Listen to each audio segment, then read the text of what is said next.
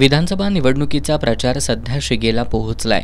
आज सकाळी पाचगावमधील भैरवनाथ गल्लीत झेंडे लावण्याच्या कारणावरून महाडिक गटाच्या कार्यकर्त्यांनी केलेल्या हल्ल्यात काँग्रेसचे कार्यकर्ते सुरेश बंडोपंत पाटील जखमी झालेत।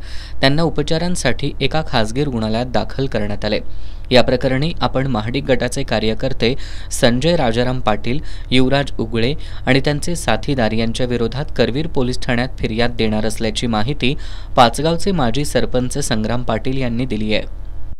सकाळी माझे बंधू यांच्यावर एकदम जीवे मारण्याचा हल्ला झाला।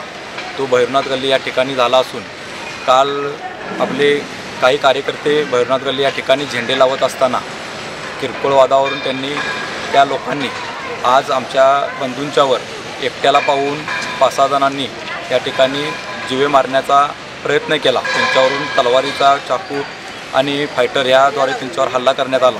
तसेच ज्यांनी हल्ला केला ते विरोधी आघाडीचे महाडिक गटाचे संजय राजाराम पाटील, युवराज उगळे, त्याचबरोबर त्यांच्यावर असणारे त्यांचे सर्व सहकारी यांनी माझ्या भावाला आज सकाळी तलवार आणि फायटर या शस्त्राने मारण्याचा प्रयत्न केला असून आज त्यांना या ठिकाणी डी.वाय. पाटील हॉस्पिटल या ठिकाणी त्यांच्यावर उपचार सुरू आहेत। दरम्यान रात्री उशिरापर्यंत करवीर पोलीस ठाण्यात या प्रकरणी गुन्हा दाखल करण्याचं काम सुरू होतं। या घटनेमुळे पाचगावात सध्या तणावाचं वातावरण आहे।